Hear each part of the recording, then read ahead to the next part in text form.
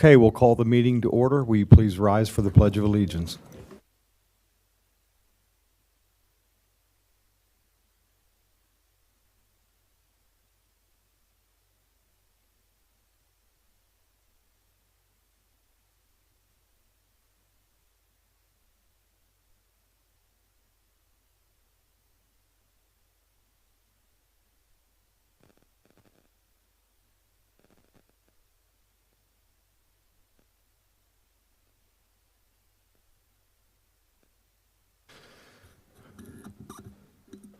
I'd like to welcome everyone to our council meeting tonight. We call the roll, please. Farmer. Here. Henning. Here. Gorman. Here. Merkel. Here. Kelly. Here. Bachman. Here. And Stevens. Here. The first item on our agenda is the clerk's report. Will you read the clerk's report, please? You have the council meeting minutes of February 20th, 2025. I'll move for approval. Second. Is there a motion to accept the clerk's report as written? All in favor? Aye. All opposed? Okay, let the record show that's unanimous. The next item on our agenda is our visitors' comments. And I think most of you folks have been here, and we'll follow the same rules. I'll read all the names. If you want to speak, you come up, state your name and address. You have 5 minutes. State your name and address for the record, and if you don't wish to speak, that's fine. Just say no. David Neef. Mayor, excuse me. I just think since maybe this is the 4th time we've had this before us today, that we can ask if there's anything new that someone has to say instead of everything that's been repeated twice before. Well, that would be nice, but It's already been said. yeah, Mayor. I'd like to stick with our format. You'll have 5 minutes. Anyone that wishes to speak. So, Mr. Neef, is it Neef or Neff? Sorry. No. Okay. Thank you. Catherine Springer. Sam Cox.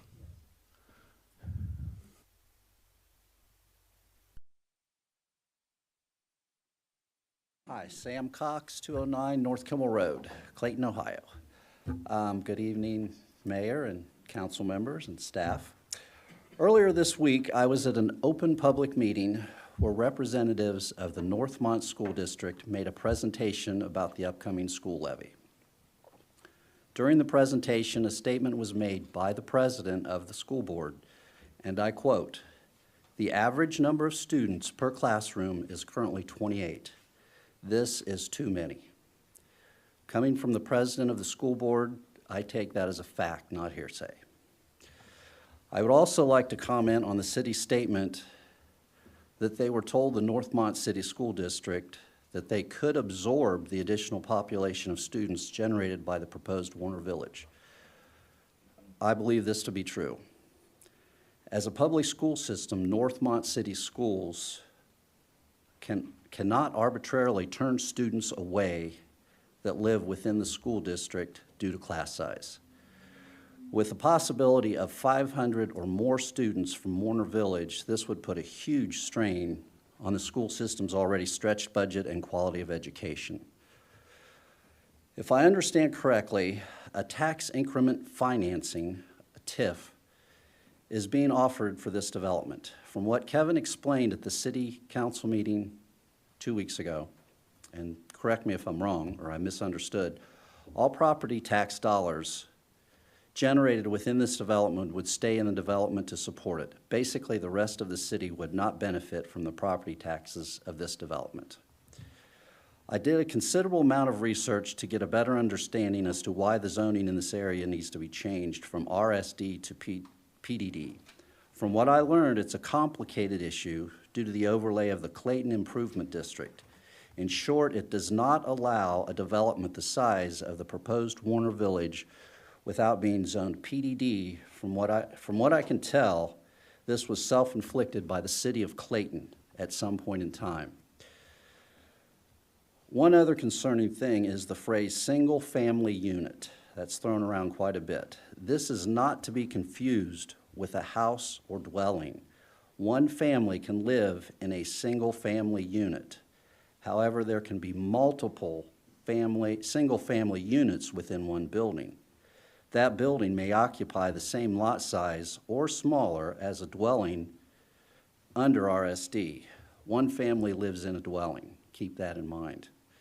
Before casting your vote tonight, ask yourself if for some reason the proposed Warner Village does not move forward, possibly due to water runoff study or issues with bedrock, multiple things as has been pointed out, will you or can you reconsider changing the zoning back to RSD? In closing, I think it just makes sense to send this back to the drawing board and at the same time address the complexity of the current zoning and overlay of this area and come up with a better plan that fits the area, doesn't put such a burden on our already stretched school system, and is agreeable and beneficial to the city, all Clayton residents, as well as surrounding communities. To borrow a quote from an auctioneer friend of mine, it's not where we start, it's where we end up. Thank you. Thank you, sir. Bob Shively? Joe Sider? Bill Sider? Alicia York? Ryan LaFeld? Unless you guys have technical questions. Shane Kinser? Mark? Mark Schnanke? I just wanted to see if you could do it. Yeah, Mark Schnicki, I do want to talk. I'll be brief this time. And this is probably more for the benefit of the people that may have not been here earlier in previous times. I just kind of want to quickly go over how we came to this conclusion of buying this property to create this community.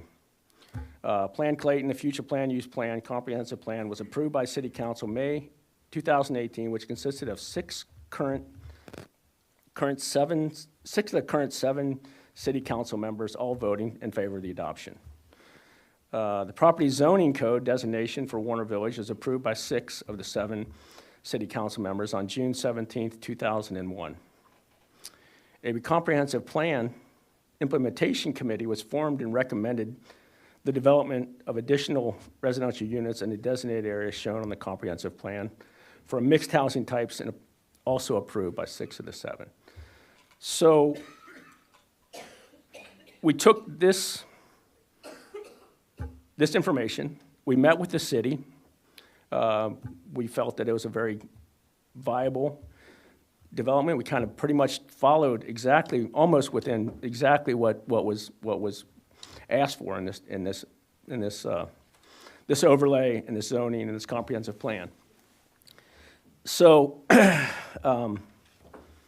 and actually, in my opinion, and I've heard this from a few other people as well, we've actually taken it to the next level and created a very nice, walkable, open space, community center, interconnected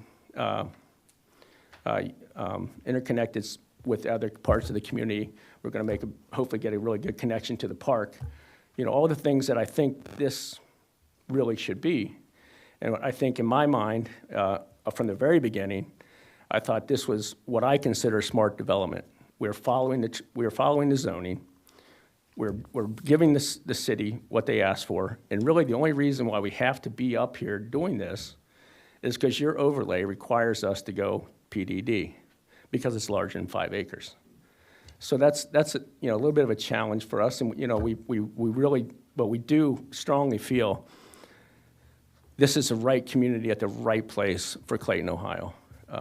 We're not out there trying to take agricultural land and create next to giant lots. We're not trying to do that. We're trying to do a community that, in my understanding, is Clayton asked for. So, and one of the things that will come up, traffic. We have done a traffic study, and we know at some point during the construction we're going to have to add a signal at the Sweet Potato Ridge, at the intersection of that. What's the main street there? Main Street. Clever name. So yeah, we know we're going to eventually have to put a signal there, and we're willing to do that. So, and if you want to ask questions later, ask questions now. I think we've all been through this for a while, so I'm more than welcome to come back up. Thank you, sir. Thank you. Linda Hughes. Kent Speltz. Richard Schlangen. Sorry. Earl Harleman.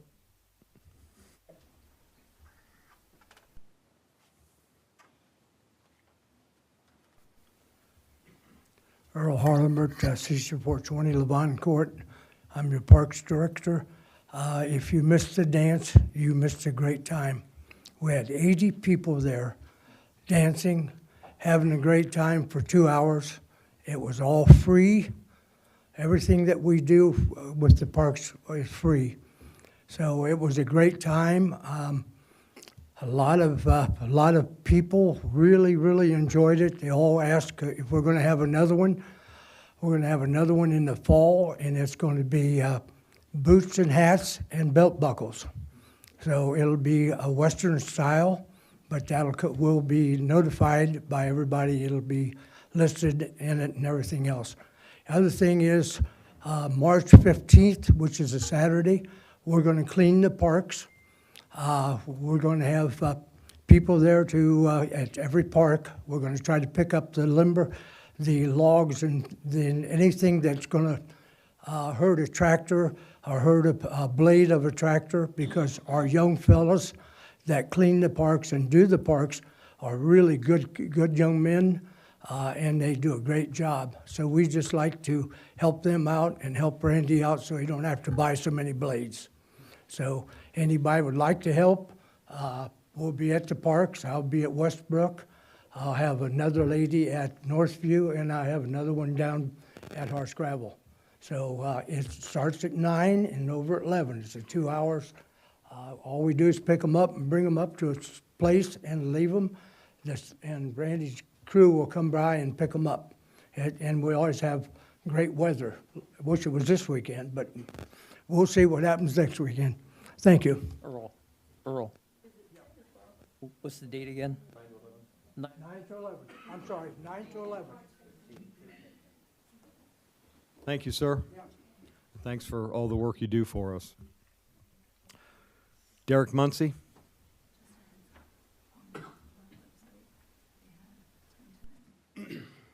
Derek Muncy, 6511 Taywood Road. I know I talked about last time the potential 1.1 kind of conservative estimate, how much property taxes would generate. It's my understanding that even though there's a TIF, the school gets paid first, and I'd like some clarification on that, or at least a portion of that goes to the school first, if not the entire obligation.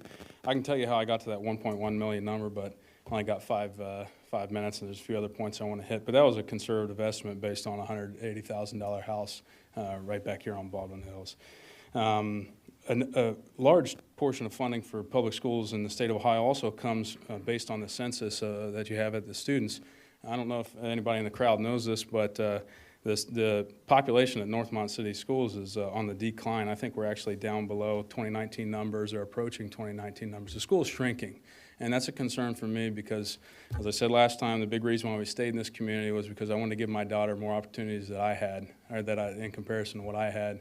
I wanted to be able to do these extracurricular programs that are all now on the chopping block, or at least going to require more funding from folks who just won't be able to afford it. So yeah, 28 students to a classroom sounds like a lot, but we get less funding from the state when we have less students, and when we're not utilizing potential property correctly, we're going to have less funding in general. I think the biggest asset this community has is its schools. We really don't have a lot other going for us, but not a lot of businesses. These Northmont schools is why I came and why I stayed here. I want to talk about Plan Clayton and that concept of urban sprawl. Didn't get to that point last time. The density on Plan Clayton, on the document itself, if you go look through, it had like a suggested density. So this is something that everyone here approved and the community gave comments on, is comparable to what the developer is asking for here. This was supposed to be this type of development. It's always been earmarked for this type of development. It's sandwiched in between two almost identical densities that's already there.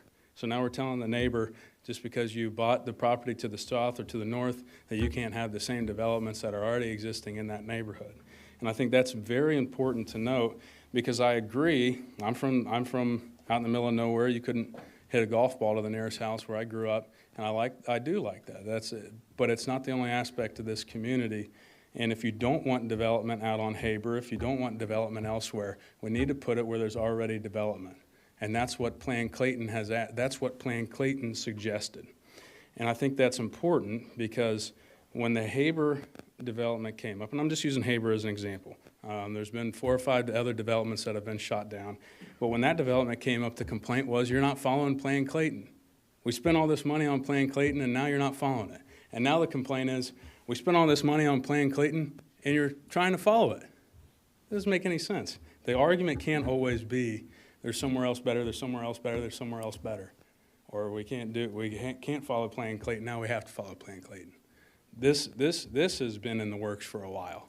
And I would agree that, maybe we don't want development out on Haber, but this puts the city in a position the next time a developer comes to say, no, not on Haber, no, not north of 40, because this property has been earmarked for this type of development all along. Someone at the last meeting talked about compromise. There hasn't been a single suggestion for what number of lots would be acceptable at this piece of property. I've represented property owners in this exact position. Before we even went to the first council meeting, I said, we have to come up with an alternative plan if you want to be taken seriously. The only alternative plan that's ever been suggested at any of the meetings for any of the developments that have been shot down in Clayton is 5-acre lots. So go find 20 people who are willing to buy these 5-acre lots and build what would be appraised at $1 million homes. That's what you're asking for. You're not going to find that. And even if you did that, you would still have to have a PDD, or if it was not in the overlay district, you would still have to have a major site plan that would go through the identical approval process as we're already walking through here. It's already RSD. If there was a way to do it where they could just develop one lot at a time, if that would make economic sense, we wouldn't be here and no one would ever have a say on that. So if you were serious about having a compromise, then tell me today how many lots you would accept there. As 200, 400, 500? You're not going to come up with it. You're going to say 20, 30, 40 based on 5-acre lots. I know they also talked about Village of North Clayton. In my opinion, that's never a great development because it has an architectural review board. Before you even buy a lot there, you have to have a plan and you have to know what you're going to build. That's why Village of North Clayton hasn't been fully developed. Thank you, sir. Carl Harvey. Barbara Gorman. Paulette Farmer. Patrick Ernst.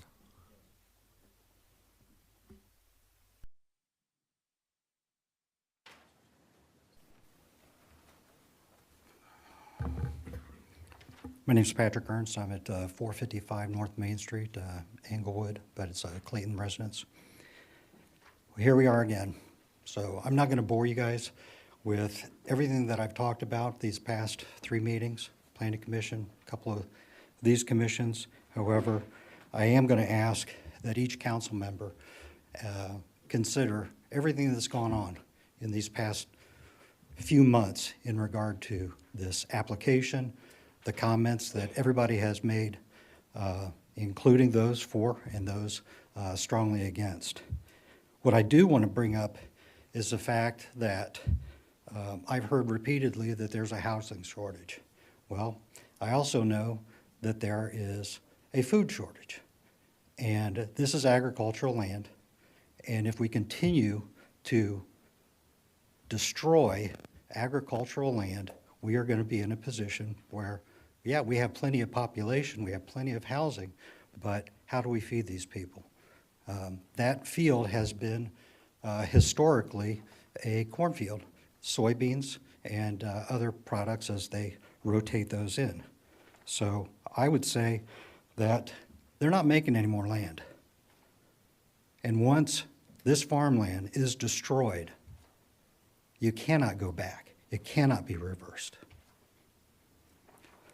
So therefore, if ordinance number 01-2502 is approved tonight, a 4-member petitioners committee, which has already been assembled, will provide a letter of reprimand to the law officer regarding the just passed ordinance. The letter also requests that the final and approved ordinance be attached as required under Charter Section 10.02, as it's not yet available until the final vote. The petitioners committee will seek to repeal of the ordinance and request that the city of Clayton provide appropriate petition forms, as well as the number of signatures that the city believes are required to validate the referendum. The committee does appreciate those members of this council that have consistently voted against this preliminary development plan and rezoning application. Thank you. Thank you, sir. Jonas Ayler? Mark Garlikoff? No, thank you. Anna Ernst?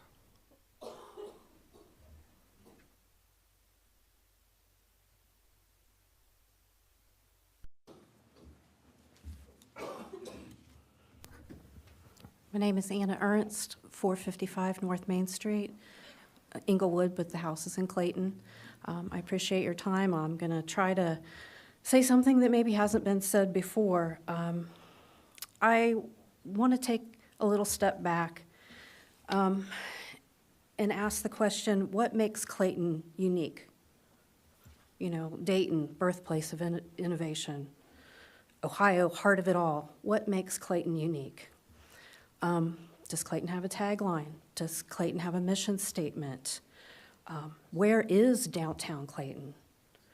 I asked myself these questions as I was recovering from the flu last week and did a lot of researching, went to a bunch of .gov, .org websites.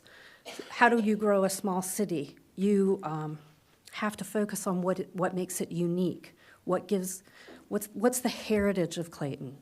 How did we get here? And everything kept coming back. Every website I went to had all these different ideas, but it all focused back on protecting and preserving your agricultural lands. This land that we're talking about developing was purchased in 1812 by Jacob Waybright, and it's been farmed for over 200 years. We're spoiled.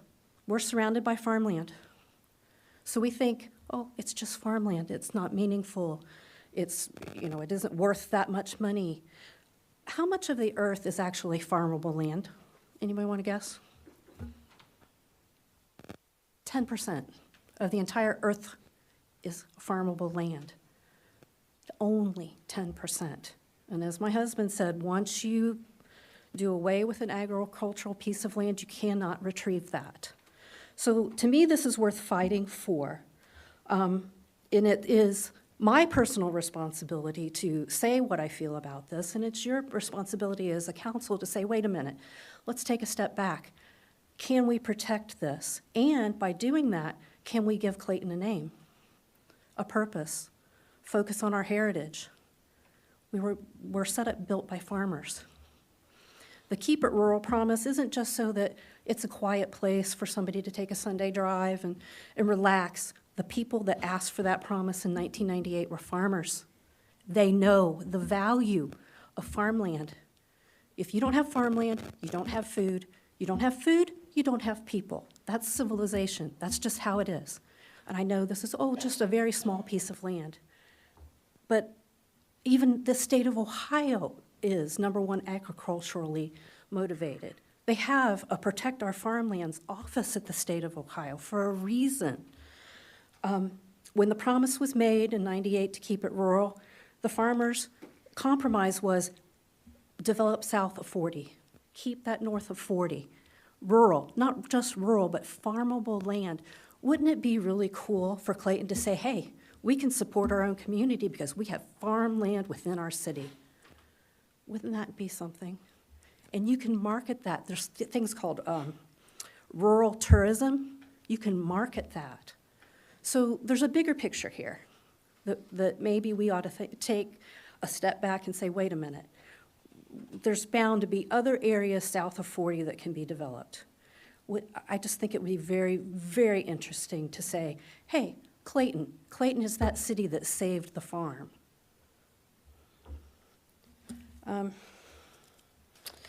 Just to quote a couple of other resources, one says that farmland preservation can no longer be an afterthought, and that was arcgis.com from last year. So they also said that there is a balance of development and conservation. That balance was already given to you in '98 by Keep It Rural. North of 40, farmland. South of 40, development. There's the balance. It's already spelled out for the city. You know, people say, where is Clayton? Let's make a name for ourselves. Let's save the farmland.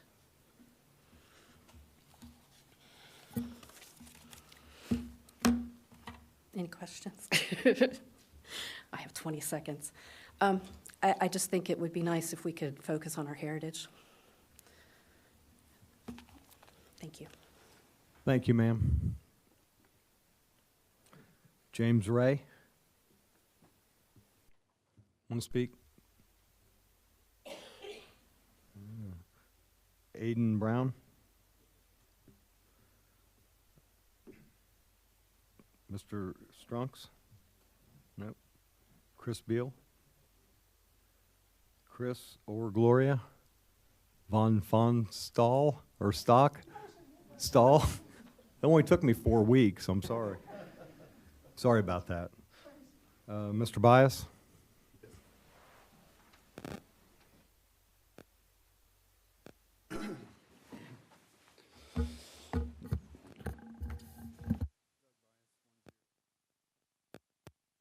There we go. Doug Bias, 10857 Haber Road. Sorry, my voice is a little rough today, a little sore.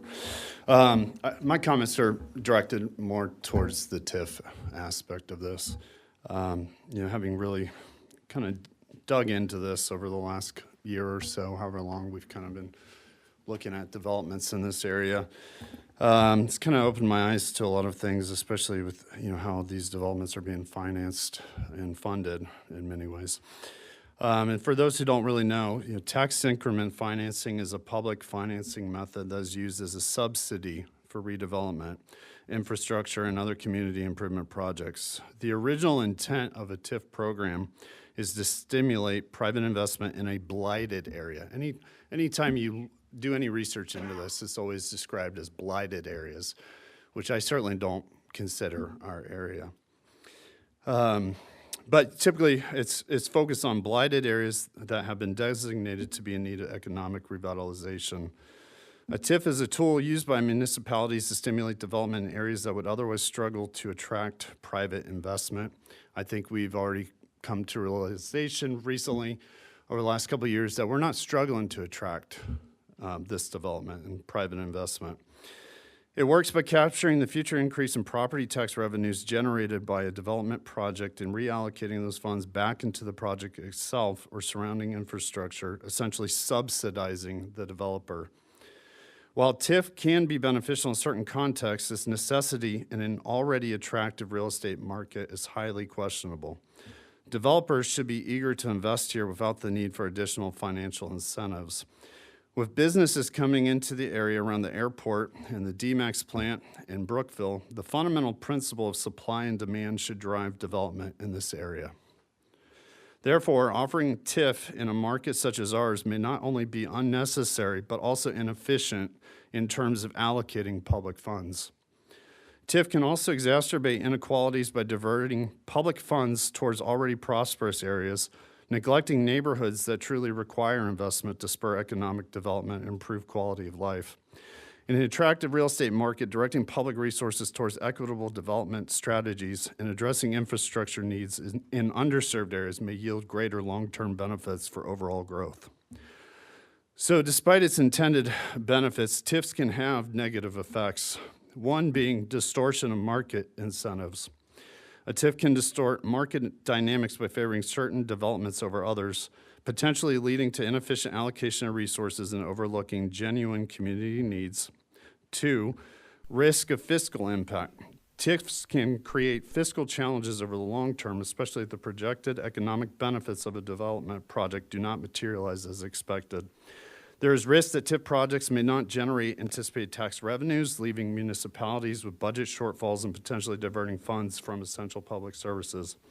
When property tax increments are used to repay TIF debts, revenues that would otherwise fund schools, emergency services, and public infrastructure are redirected. 3, transparency concerns. TIF agreements are notorious for this. TIF agreements often lack transparency, making it difficult for the public to understand how public funds are being used and whether they are generating expected benefits. Most citizens don't even know we're providing these subsidies to developers, let alone what a TIF even is. The public has been given no say in these at all. 4, long-term financial commitments. TIF agreements typically involve long-term financial commitments, locking municipalities into obligations that may not align with future economic conditions or development priorities. A large number of these tend to be 20 to 30-year terms, which means that the tax revenue generated from the increased value of these properties over the next 2 to 3 decades is tied up. I've heard through the grapevine that Schnicke may only be seeking a 10-year term. I don't know the specific numbers officially, but I suppose that's generous of them. While at first glance, TIFs might seem like a promising tool to catalyze economic development, it's crucial that we take a closer look to understand why they may not be as beneficial for our community as they appear. Thank you. Thank you, sir.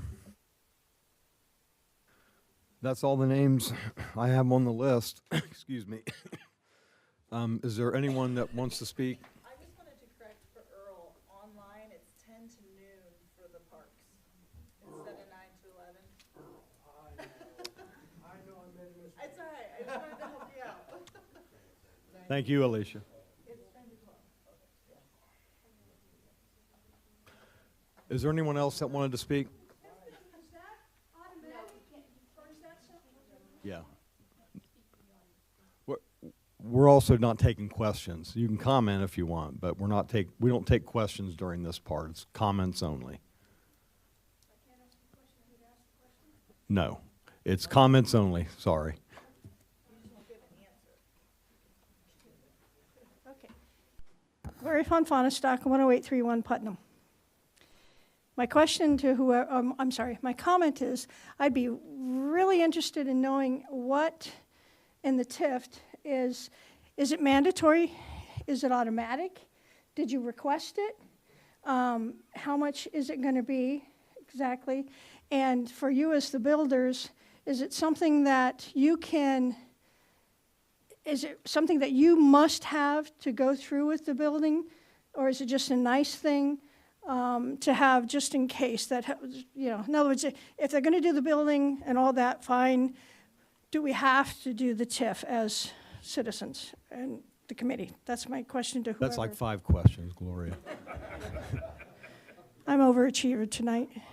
I'll tell you what, if you want to step up and give a 1-minute answer, if you can do that, yeah, if you can do that quickly. Okay. This is breaking our protocol. Gloria. Mayor, it may be Well, helpful. So the TIF is not automatic. If there were to be a TIF, it would come to council for a vote. It would be an ordinance. So it's not automatic. They just request it and they get it. It has to go through the legislative process, just like this development plan does. It's not. That was my first answer. That doesn't count as my minute, though. 1 minute. Come that's on. How can I can't talk that fast. What we look at in a TIF is and when we do this several other places, it's really more of a benefit to the end buyer. It works really well to help keep prices down for someone to buy a house. It truly, it appears differently than that, but that's truly what we use those funds for, to drive the price down, because obviously we get more houses built, it makes more money than any TIF would ever give us. But the other part of it is, I've always looked at it as it's a community's investment in their community. These funds aren't coming from anywhere else other than houses that wouldn't exist if this development wasn't done. So, and also there's protected levies inside of that. This is not like, you know, we get all the funds. There's protected, there's probably some school part that's protected. It is, you know, it depends on which TIF it is, but we're really not looking, we would almost never ever look for a 30-year TIF. 1075 is what we feel is a fair assessment, and it also really helps to grow a community. And you know, then you also, again, you guys know this more than I do, we get houses, we get $100,000 earnings people. Before you know it, earnings are way more important than any of that. And reality is, it's a 1075, but really, by the time this project's a 10-year project. So, you know, some of those houses aren't going to produce anything, and those will go straight into the revenue of the county and school district and such. Way over a minute. Thank you, Got sir. a question? Nope, I don't think so. Thank you. All right, thank you. Okay, is there anyone who did not speak that would like to speak? If you'd step up and state your name and address for the record, please. Joe Sider, 5902 Mount Royal Drive. Okay. Problems I have with development are the density, of course, everybody's already said that, but also the 100 rental units. And the reason I'm speaking about the rental units is because on Mount Royal Drive, we've had two rental units that have been a lot of problems. One, a very serious problem. The first one is not that serious. It was a serviceman that was at Wright-Patterson Air Force Base, and he lived there for several years. Then he got transferred to another base out of state. So he had a rental company manage his unit, or his house, I should say. And this is a 3-bedroom, 2.5-bath house. It's not a really small house. And that, of course, the house went downhill. The yard went downhill. And at one point, there was a wrecked car on the street for weeks. And then at one point, there was all kinds of furniture that they were storing on the side of the house. And so we had, I think we called the police or something. We finally got them to do something about it, and somebody else bought the house, or the rental unit sold the house. Okay, that was the first house. The second house, May of 2020, when we all came home for COVID, my husband and I, and also other neighbors, noticed that a rental house 2 houses down from us, there was a lot of visitors coming to this house, a lot of cars. So we started logging how many cars were coming to the house. And one of our neighbors got a hold of one of the police officers, and there was a detective that was actually watching this house, and we didn't know it, but he asked us to log all the license plate numbers of the cars that were coming to the house, so we did that. From May till the middle of June, there was 40-plus different license plate numbers coming to this house, and we gave that to the detective. And then also, we noticed on several times there was cars backed up on the street behind each other to wait their time to get their marijuana or higher drugs, whatever was going on in the house. So this went on for months. Then on November 7th, there was a fight up at the RSVP Ultra Bar. And 2 groups were fighting, and they were thrown out into the parking lot. And they continued the fight in the parking lot, and then they got into their cars, and they started chasing each other. And they were going down Shallow Springs Road, and they were shooting. And one car shot at the other one, and they hit the guy that was driving several times. The car came to a stop, and the guy was killed, okay? So the detective reached out to us, and he wanted to know if we saw a red, I don't remember the make of the car, but wanted to know if there was a red such and such a car we had seen at this house. And we go, no, we haven't seen that car. Well, what happened is the guys that were shooting at the other car, and the police, the police said there was over 60 shell casings at the scene. So one of our neighbors noticed that one of the windows was broken out at the house that we had been watching. So we called the police, Clayton Police, they came. Turns out that the red car was in the garage of the renter that had this house. It wasn't the two individuals in the car that were living at this house, but they were connected to the guy that was renting the house on our street that was only 2 doors down. So I'm just letting you know what it can be like to have rental units in your neighborhood, and to have 100 rental units, I would not want to live in that neighborhood. So, thank you. Thank you, ma'am. Anybody else that has not spoken that would like to speak?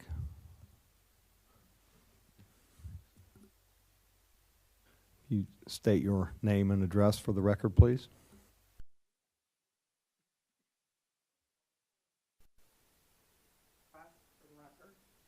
How many of the council members know who I am? Just a show of hands. All of you. My name's Chris Roll. I live at 7745 Crestway Drive. My husband and I retired about 5 years ago and started looking for another place to live. And we looked all over the place. South of Dayton, north of Dayton. And we're fortunate enough that we could have lived anywhere we wanted to. And we chose Clayton, Ohio. Some of our friends that live south of town thought we'd lost our minds. Why on earth would you want to live there? So I'm going to tell you some reasons we picked Clayton, Ohio. One, it's safe. We have a safe city that we live in. My husband spent 30 years in law enforcement. We know the value of living in a safe city. We also didn't want to live in a neighborhood. We didn't want to live in a plat. We wanted to have a property of a couple acres, and we have that. We have a beautiful home, a beautiful lot, a pond, a shop, and that's what we wanted. Another reason we picked Clayton was because of the school system. Also because of people like all of you. I know each and every one of you, except for maybe Martina and Barbara. I've served with you through city functions. You're all great representatives of this city. So tonight, when I left home, I intentionally drove down Winger. I went through, how many developments do we have on Winger? Winger Meadows, villas, estates. D.R. Horton has built some homes there. This is right around the corner from where we live. And I just stopped, and I took a couple minutes to look around. There were families with young children. They were outside, they were playing, they were on the sidewalks, they were riding their bicycles. Came out of there, and across the street's a farm. I know the people that live on that farm. I talk to them. I go across the street, there's another farm, and I buy eggs there. This can work. It has been working south of 40 for a number of years. So for the folks north of 40 to think this is all the development is going to keep happening south of 40, that's foolish. We're going to run out of room south of 40. We really need to think about what's best for this city. How are we going to grow wisely? What is best for the residents in this community? And we've got to have development. It's a no-brainer. It's not rocket science. We've got to invest, and this is a pivotal time for this city. So I hope we make the right decision. Thank you. Thank you, ma'am. Anybody else? Last call. Okay, we're going to move on to the next item on our agenda, and it's old business, and looks like we have one ordinance and one resolution.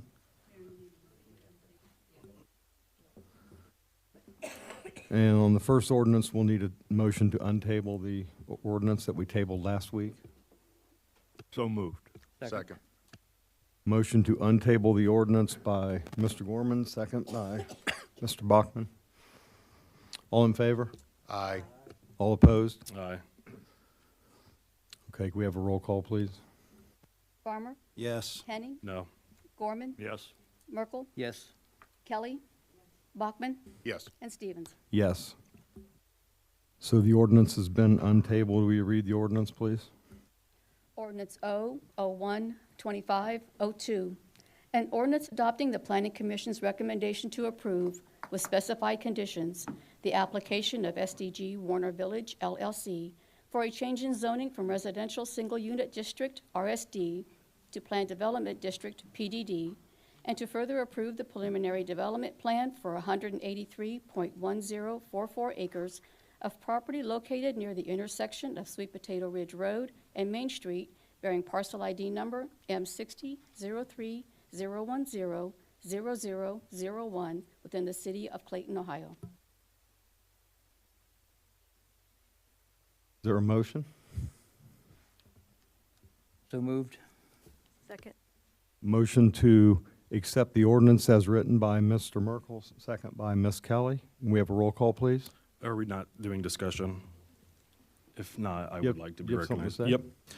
Thank you. So tonight marks another time we've met regarding this vote, and yet the overwhelming sentiment from residents has remained the same. They do not want this development. So many did not show up tonight because they're exhausted. They speak to council, and council should listen. Time and time again, our community has voiced concerns, but it seems the residents' voices might not be heard.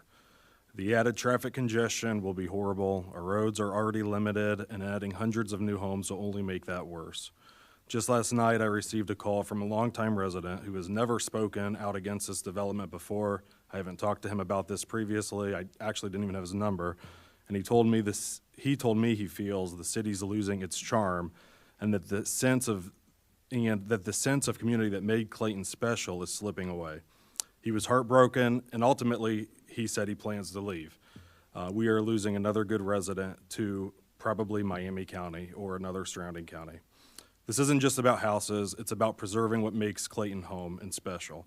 Our residents have spoken, our job is to listen, and yet, if this development moves forward, it sends a clear message that residents don't really matter. We've had four, actually, residents speak in favor of the development, and dozens and dozens and dozens speak against the development. Residents deserve honest, transparent, and accountable leadership.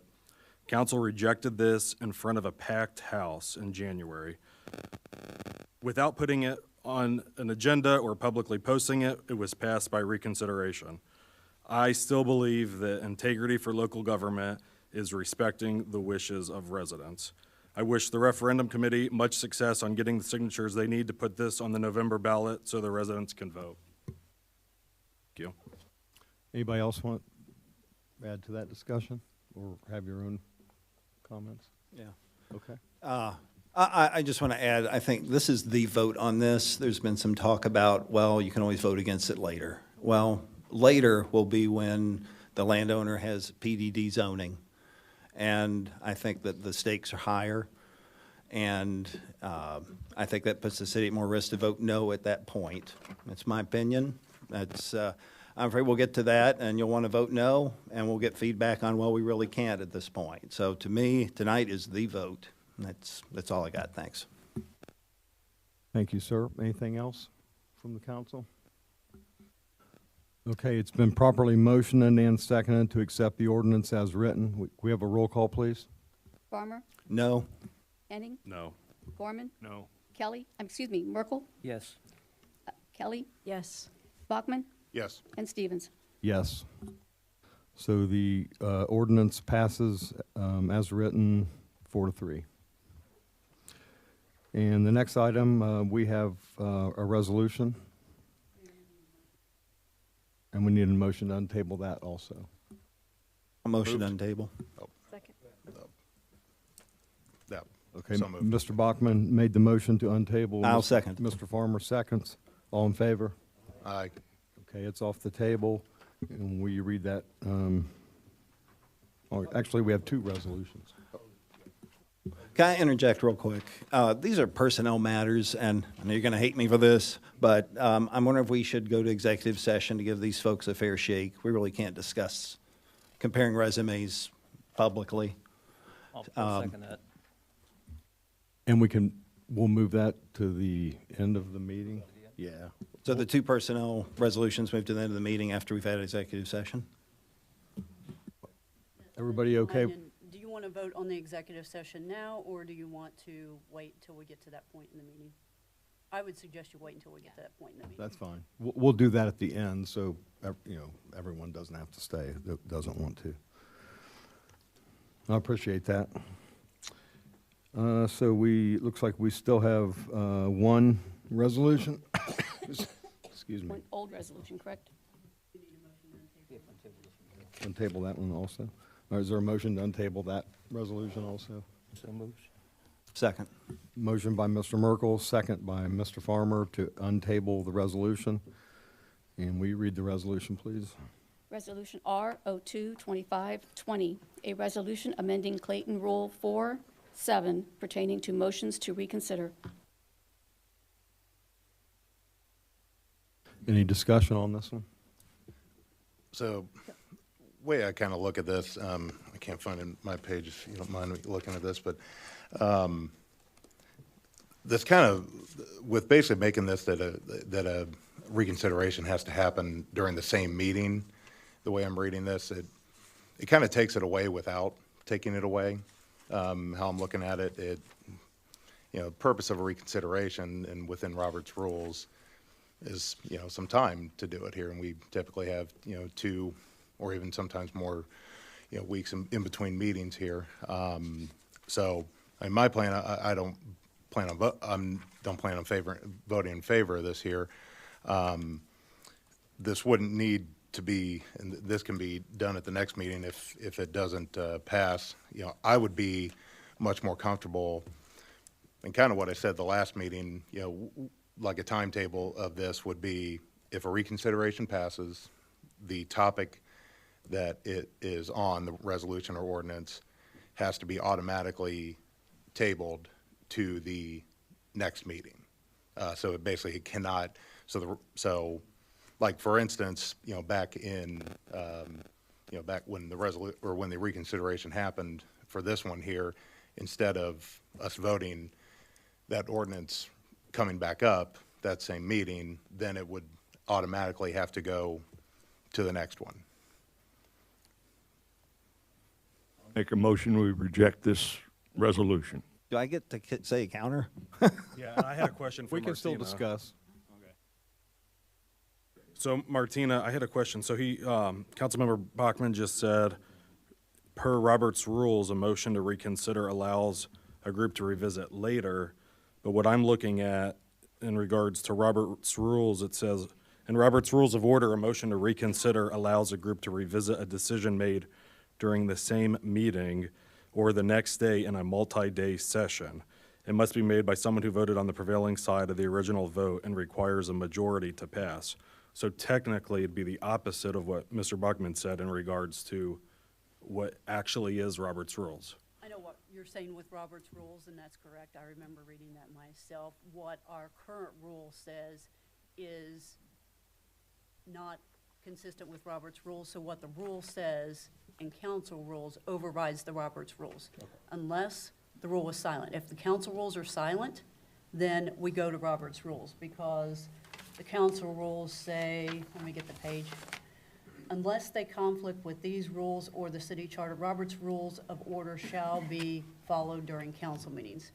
So basically what the council rules say is we follow these rules, but if it's silent, then you go to the Roberts rules. But this isn't silent, it's a council rule. So the council rule prevails over Roberts rules because it's your rule. Okay, so if we really were following Robert's rules, we would do it at the same day, not later. Thank you for that clarification. My point of bringing up Robert's wasn't the exact, it's in Robert's rules basically of that, reconsideration isn't just of the option. Obviously, we have the right to overrule that there with our own. So I didn't intentionally maybe speak out of line on that here of saying that was exact Robert's rules, just saying, the purpose of reconsideration just in that broad base, is so that the option is in there. Anything else? I did want to ask a question, and maybe, Tim, you'd be the best one to answer this. Has that reconsideration rule ever been invoked in the history of the city? I think, as I recall, the first time it was done is just last month. Last month, is that right, Amanda? Yeah, in February. And that's why I don't think it needs to be changed. It's not something that is done every week. And I mean, even a convicted convict gets 30 days to appeal his decision, his conviction. And we're doing it with 2 hours at maximum. Most of our meetings don't last 2 hours. And that's why I don't think we need to change it just because of Robert's Rules of Order. Well, when I looked at this, I figured I'm going to come across as reactionary. Oh, we got to do something about this. But I really did look at both sides of this, and I said, is there an alternate remedy besides waiting to the next meeting? And I think there is. And is you create a new ordinance. So if you voted something down, you create a new one, and you give the reasons why you're doing that. So you've promoted on why you're doing it. But if you're it's on the flip side where it passed and it's like, oh, maybe we shouldn't, then you can call for repeal. So you do have an alternate solution to this, and it is the long way around the mountain, but I think everyone out here would appreciate the transparency the council would take to make that happen. And again, as Mr. Gorman said, when is this really going to ever happen again? But it is a way to promote some transparency in our rules, and that's all I got. Thank you, sir. My questions were kind of along the same line has been brought up already. These rules were basically first approved back in 2003. And basically also in the last 26 years, has no change been made as far as the council rules, as far as I can see, as far as even this one section. So from the very beginning, what's been written has been in place, and there's not been any objections from anyone that's been sitting on council. As was mentioned by Mr. Gorman, this is, in the history of the city, this is the first time which this has been applied. And you can attest to what, only thing that ever came close to it was when there was the water ordinance on Haber Road, when there was a switch over from Mayor Ted Goodorf to Mayor Dietering, when the first order of business she had and when she rescinded the original ordinance for the water project. And that was not a reconsideration, that was writing a new ordinance basically to rescind the previous approved ordinance. That's the closest anything like this has ever come down. And so basically this is like the one shot in the barrel that, the one situation that's come up. And rather than trying to find a way, or trying to create a problem, or trying to create, confusion as far as how those things were being done, and I asked the city manager about this. Can we do something less subtle in terms of adding language to the agenda, mentioning that the action of reconsideration may be possible in any legislation that's presented at a council meeting. And, that's just as a general comment, could that be done? And alternative to that, the other question I had asked earlier was, if you're going to change this rule to what it matches Robert's rules, then just take it out. Get it off the council rules entirely so there's no confusion, and just do exactly what Robert's rules say. However, my second question was, if you don't reconsider, what about the other option in terms of the application saying of renew. Is that applicable to this whole discussion? Basically, a renewal, if you read about it, which I did, it's, what they say is basically, if something fails at one meeting, at a subsequent meeting, any member could bring it back as new business, and that's what they're calling renew. So it's not, not saying, I want to do a motion to renew. You just bring it back as new business at a subsequent meeting, Well, I'm just saying, which is possible now. I'm just saying what had failed before could have been brought back as renew. It would have been posted on the subsequent agenda. New business. Right. Is so how you do it. Correct. So it would have then redressed the whole situation from a different angle. Yeah, But there are a few different ways in Robert's rules. Motion to reconsider, motion to renew, motion to rescind, motion to amend. It goes into extensive detail.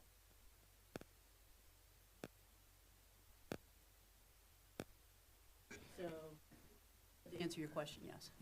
yeah, because I'm not looking at trying to create a problem or hassle or anything. It's just, how do we make it Make it more, clear. more clear, more smooth, so that there's questions about how things are done or why, it's all upfront, and there's no I mean, I don't think any of us really knew what how to apply reconsideration in terms of any ordinance or anything as far as the rules themselves. We read it, but we just read past it because it's like, okay, we never used that, so why worry about it? And I'm just concerned about changing something just because we had a bad situation. And, it sounds like I'm downplaying what this whole thing has been. I'm not. I'm just saying, taking this past situation and using that as a reason for changing something that potentially might be dramatic, that might be unfairly impacting something in the future that you're on the upside for, that you want to have something done, but you can't because we changed the rule. And I think it's up to us to decide how we apply the rules when the time comes. So I'm not in favor of making dramatic changes. I would more in favor of looking how we can make a change more descriptive and make it available for people. The rules of council are available as a public document. If it's posted on the agenda, then it's their information for persons coming to a meeting, or if they print off the agenda, it's there to be seen. So things could be considered in conversation in the future. So. I would say there's theory and there's application. And Well, applying this had been used before, it sort of showed its flaws. And I'm just trying to offer some kind of path back to something that's a little more clear. Well, there's also the thing saying, well, you don't realize you have a problem until you actually apply it, then you see where the issues are. And that could very well be what this is. I'm just saying, rather than taking it to the extreme, can we back it off a little bit and say, okay, before we make that step, let's put something else in play, because the question was about being transparent.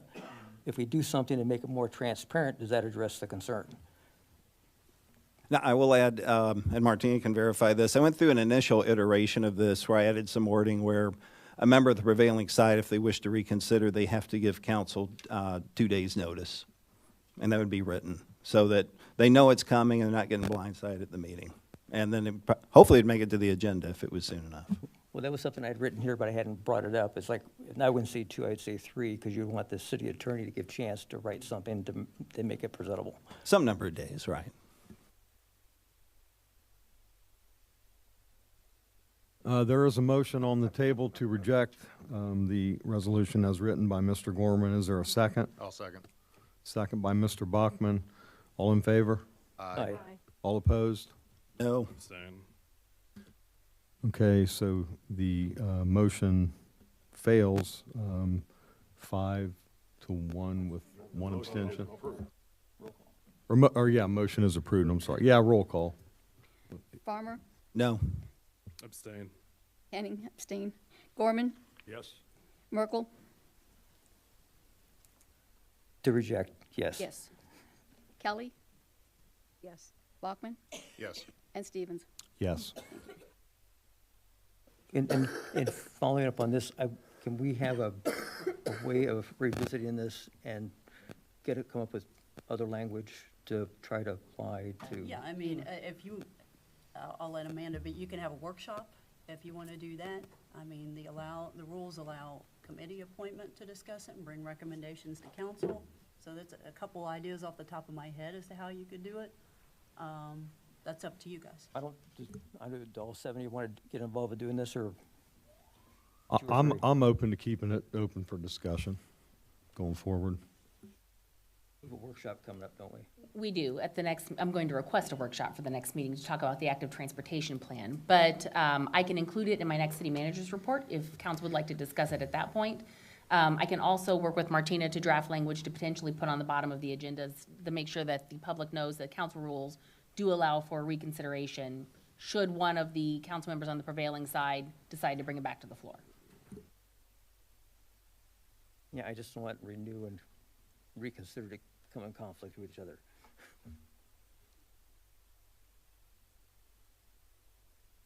Okay, we'll move forward to new business, and we have two resolutions. The first one we're going to address, it's a personnel appointment to our zoning appeals board. We're going to do that in executive session at the end of the meeting, but we do have another resolution under new business, if you read that.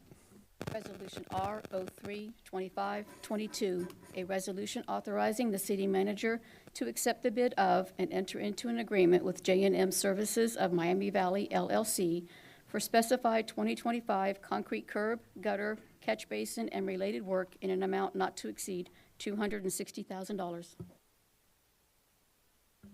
Randy? Good evening, Mayor and Council. After a year of uncertainty, we had to cancel our construction season last year, so we basically have moved those streets back up to 2025. There's two rural streets. There's Clinton and Haber is going to get paved. A section of Clinton from Crestway to Salem Street is getting paved. The section of Haber from 40 to Sweet Potato Ridge Road is getting paved as well. Hillgrove is the only other outside of the Summer Sweet Plat. There's 6 roads in the Summer Sweet Plat that's going to get done too. This is a concrete contract. We received 4 bids. J&M Services is a new contractor for us. I've talked to several people. Mr. Muncie was one of them, actually, that I talked to, but also several cities. And having a new contractor sometimes can be a little bit uncertainty, but I've looked at his work, and he does fantastic work, and the other cities have good things to say about him. So new young man, and we wish him the best, and we have a pretty stringent inspection process for that curb. So a lot of those white X's are starting to pop up like flowers in spring, and I think out of the $260,000, half that's Mr. Bachman's, so. I'll move for approval. Second. You're welcome. Quick question, should I abstain from this with me living in the Summer Sweet Plat area? Okay, it's been properly motioned and seconded by, excuse me, Mr. Gorman and Mr. Henning. Since Brendan's going to abstain, roll call, please. Farmer? Yes. Henning? Yes. Gorman? Yes. Merkel? Yes. Kelly? Yes. Bachman? Abstain. And Stevens. Yes. Okay, thank you. For our new business, I do want to take just a second to kind of insert another topic. I'm going to put Mr. Harvey on the spot, because if you could step up to the podium and just explain why you're here tonight. We appreciate you coming. I was going to be a public speaker all of a sudden, but Well, no yeah, problem, of no course. problem. The scouts you see sitting in the front are here, and also one, he got in the back, are here because they're part of their citizenship merit badge is they're supposed to attend a local council meeting. Really, the whole intent is to see how local government is supposed to work, okay? The banging, obviously they've seen a little bit tonight, a little bit of give and take and different sides of the argument, but I think it's a good civics lesson. The scouts condone that, and if you ever want to become an Eagle Scout, you do have to have this requirement. So I'm proud that the boys showed up today. They were in uniform, so we do represent the scouts, so if you have any questions, feel free to ask us. What troop are you with? I know it's 325, but where is it? Troop 325 is actually chartered out of the UCC on Hoke Road. We used to be right down the street until Happy Corner.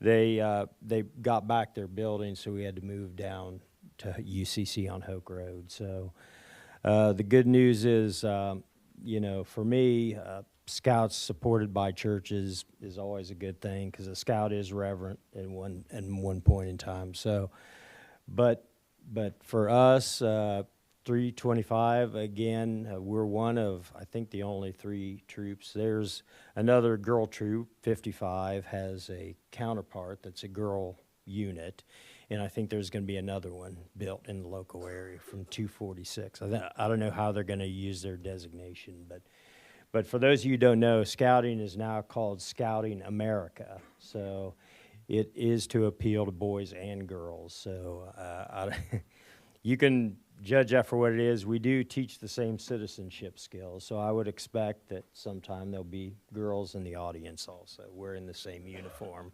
So thank you. Thank you. Appreciate you coming, and thanks to all these young gentlemen you brought in. Good luck in your scouting lives and your lives forward. But we do appreciate you all coming in. So, yeah, thank you. The next We apologize for keeping them here so long.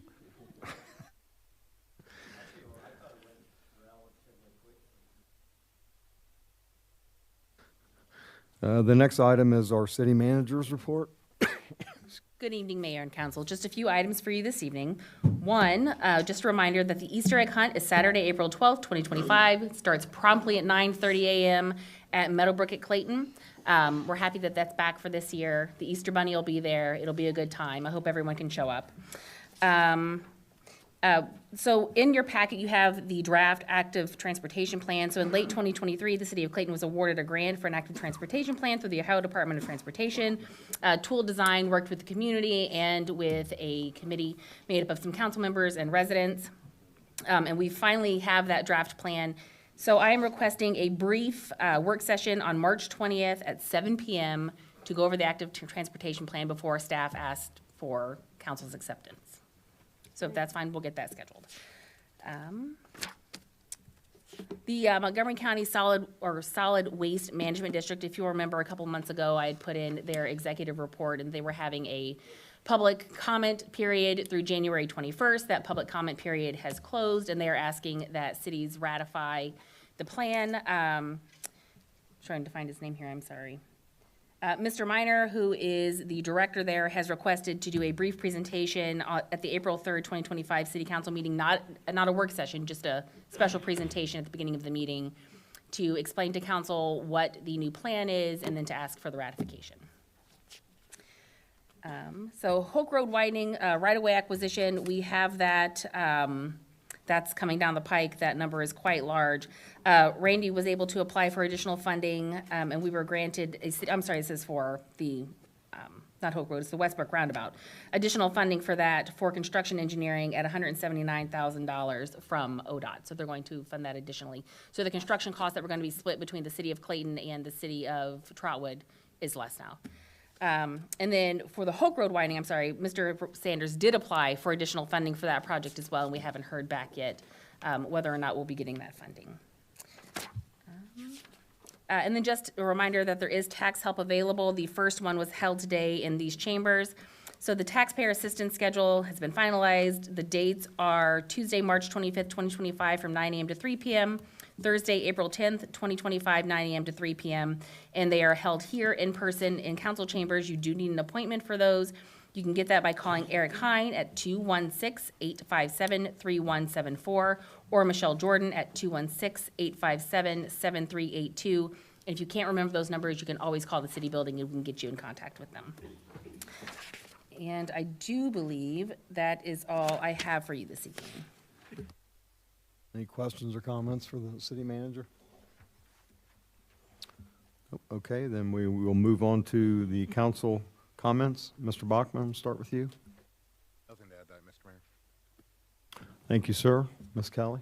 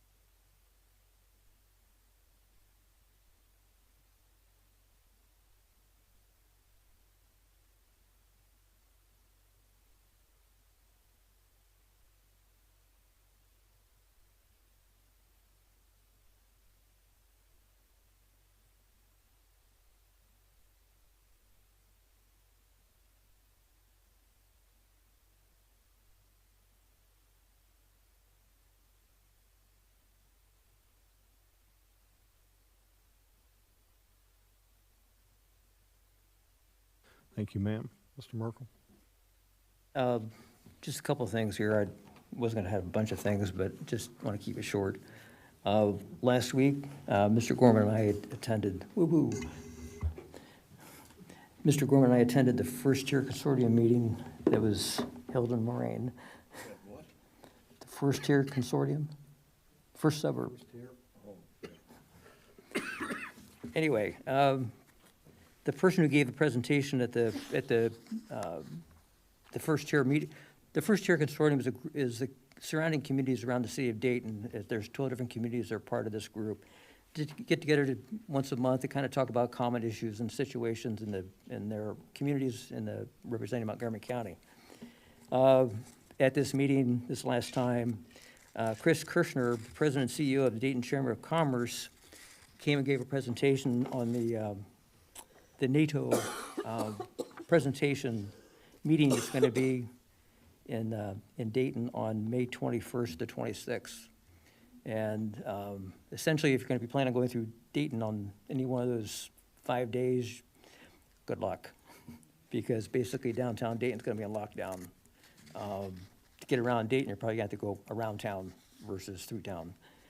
But they're looking at having approximately 1,300 dignitaries from Europe in the area, dignitaries as well as their families. And then on top of that, there'll be foreign news correspondents also in the area. So they're going to be looking for hotel rooms and everything else to occupy while the time that they're here.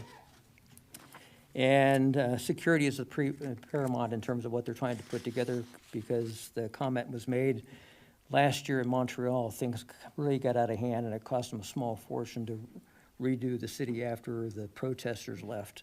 So they're working with all different police agencies to ensure they have security downtown.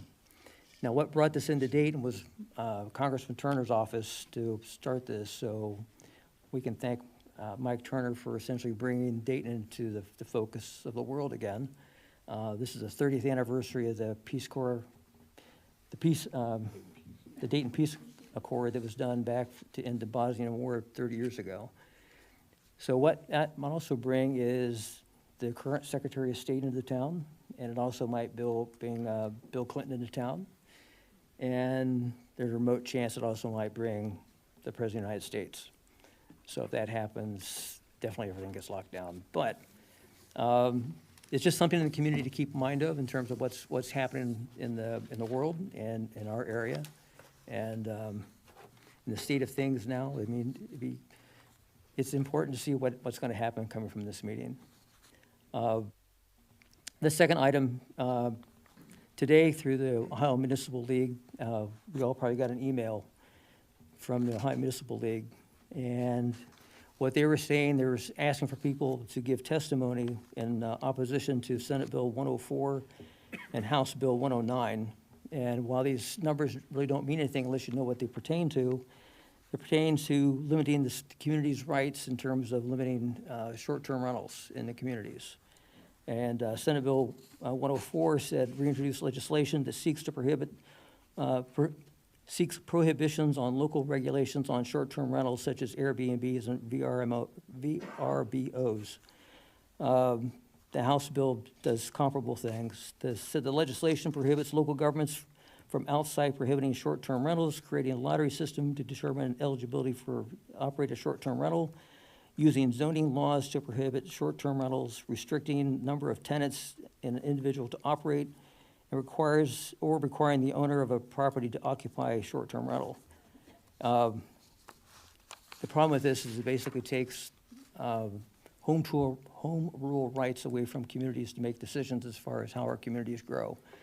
When we're talking about development, this is what the state does to cities in terms of trying to implement and exercise statewide control over cities. So this is one battle we as a council probably need to be on top of in order to fight to ensure that we have a hand in this, that we can also ensure that the communities are built the way we want them to. And with that, I'm going to end my long. Thank you, sir. Mr. Gorman? Yeah, I have nothing this evening, Mayor, except to wish everybody a happy St. Patrick's Day next week. And also spring is around the corner, so we'll get there soon. Thank you, sir. Mr. Henning? I do believe we spring forward this Saturday night, right? I also wanted to say we were praying for the Treon family. I never served with Councilmember Treon, but my limited interactions I had with him, he was always very nice, and so was his wife when I would see them at community functions. Just for the record, I appreciate Ms. Kelly's statements tonight as to her saying she spoke with the developer, but I still would say in the minutes that we approved earlier tonight, Mr. Schnicke stated he never spoke with any council member. So I don't know who you spoke with. Martina said that nothing was ever discussed in regards to an emergency access road. So you were the only individual that knew of this. And I wish you would have shared it with the rest of council. In regards to getting the email from the developer, Martina also stated it was city staff who received the email. Council never received the email in regards to reconsideration until we received a private attorney-client privilege email from Martina that I can't discuss because Martina stopped me before. So that's what I wanted to say in regards to that. I hope you all join us at the Northmont Education Foundation auction tomorrow night at Meadowbrook. It is a great night for tens of thousands of dollars to be raised for scholarships for Northmont graduating seniors. Thank you. Mr. Farmer? Thank you, Mr. Mayor. Welcome, everybody. Thanks for coming tonight. Especially want to welcome Troop 325, the old stomping ground for me and my son, David. A lot of good times. High adventure cycling trip from here all the way up to Indiana Dunes. That was, got me hooked in the cycling to my wife's chagrin. So anyway, I do want to encourage all of you to come out March 15th, help out your neighbors, picking up sticks in the parks. Get to know your neighbors, have some fun. It's not all, work isn't always all bad. The last thing I like to do is, Malcolm Treon was my neighbor on Putnam Road. I knew him many years. He was a good friend. So I'd like to eulogize him just a little bit, if I may. I'll try not to be long. So, all right. Hate being old. All right. Okay. Little did we know when Paulette and I moved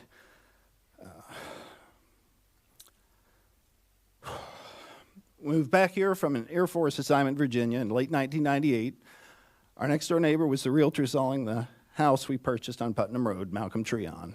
We found out later he took a reduction in his commission to get us in that house. We had not even met him yet. All he knew was we were a young family and that I was in the Air Force. Malcolm was a great neighbor and friend. When our backyards, he always greeted me with a hi, Colonel, and always anywhere else he'd see us, he'd say hi, neighbor. I remember talking with him before his first run for Clayton Council and how he planned to knock on every door in Ward 1. I don't know if he achieved that, but he knocked enough doors to barely defeat his opponent and become a member of this council. Certainly I look back and took some inspiration on that, but at the time sitting here in this seat was nowhere close to being on my radar. Around 2010, Malcolm offered to sell me his 1991 Volvo sedan, so I bought it. Ever since that time, to Paulette's chagrin, I've had a Volvo in my garage and or driveway. So I have Malcolm to blame or thank for owning not just a Volvo, but several. At one point or another, all three of our kids end up being in accidents and they're all driving Volvos. And as you know, they're well known for their safety. You never know how one decision can affect the future. We were sad to leave such great neighbors when we moved to Old Mill Road. Paulette and I will always remember Malcolm as someone who helped us join this great community, lived next door to us as a great neighbor, and served as a great council member representing Ward 1, particularly those in North Clayton. You will be missed. Thanks. Very nice. Thank you. I have a lot to say, but as you can tell, I'm struggling to even speak. I've got this stupid cough for about a month now. I do want to say regarding the our vote tonight on the development, anyone who's followed this council, I think I've been consistent on my ideas on development. Personally, I'm happy with this decision. As the mayor, I'm happy with this decision. But I don't want to discount the folks that came to speak against it. I think we pride ourselves in at least letting people speak here. And I do appreciate the people that voted or that spoke, in favor of it. And I also appreciate the people that spoke against it. And that's the hard part about being in positions like we're in. You know, you get two opposing viewpoints, many facts, many not facts, you know, many opinions. You know, everyone in this room wants something different, folks. And so we can't make everyone happy. And if we could, it'd really be sweet. It'd really be easy. But we just can't do that. And hey, you know, is this a no-brainer? No, it's not for either side. It's not a no-brainer. But if we do nothing, as you know, my favorite saying is, you know, if we don't grow Clayton, Clayton dies. We cannot remain stagnant. So if not here, then where? You know, these folks that came in here, this developer put out a lot of money, bought the land, followed the plan. I just don't know how I can vote against that. You know, I don't live next to it, so it's not building right next to me. I already live in a plat. You know, I watched my plat being built as I was a kid, you know, and I'm sure people were mad about that too. But again, if we don't grow, then we can't sustain as a city. You know, we'd probably be okay for maybe another 5 years, and then we'd be coming back to the taxpayers again, saying that, you know, we need more money. We just cannot stay stagnant. And I think it was mentioned that, you know, the schools have shrunk, and it's one of those things. If we don't water that plant too, then they're going to continue to be in trouble also and be coming back for levy after levy. It's just very expensive. Nothing's getting cheaper. We all know that. So, you know, again, I don't want to just berate this any more than I already have, but I do appreciate everybody's voice, and we'll pay close attention going forward and make sure that that we do the very best that we can on this. So. Other than that, I just want to say, just like I say every week, I want to thank the council, thank our staff, and thank all of our residents for making this a great place, and appreciate everyone coming. And with that, I'm going to end my remarks, but we are going to enter into an executive session. So do you guys need anything signed? Okay. So is there a motion to go into executive? So moved. We need the reason. Want to just stay in here, or? Okay.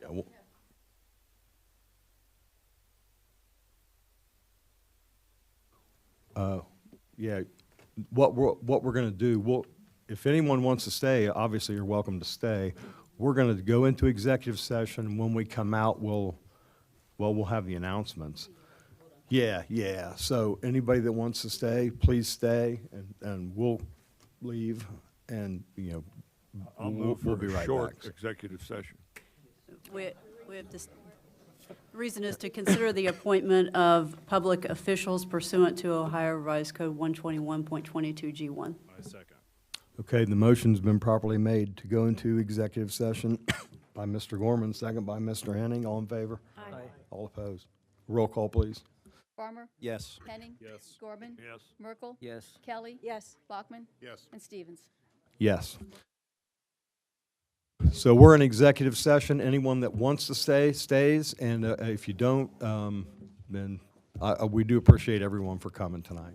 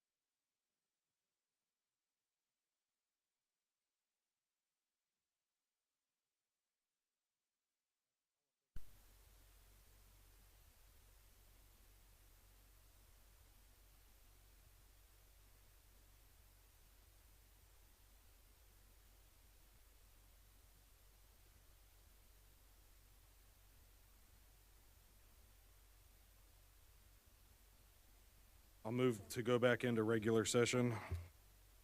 Second. It's been properly motioned and seconded by Mr. Henning and Mr. Merkel to come back into regular session. Roll call, please. Farmer? Yes. Henning? Yes. Gorman? Merkel? Yes. Kelly? Yes. Bachman? Yes. And Stevens. Yes. So we're back in regular session.